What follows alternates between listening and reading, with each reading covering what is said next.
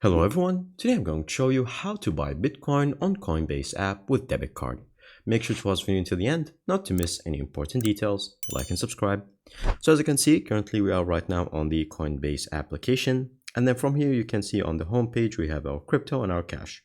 Now we would like to buy some Bitcoin. All you have to do is either search for Bitcoin on the list that is usually set in the middle, or you can simply click on buy and sell in the home page.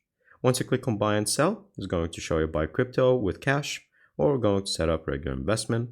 So from here, click on buy crypto with cash. And so from here, you're going to decide however much you would like to buy. So for example, $50 worth of crypto. And then from here, you're going to add the payment method. Now it's going to show you either credit card or debit card, or you can use PayPal.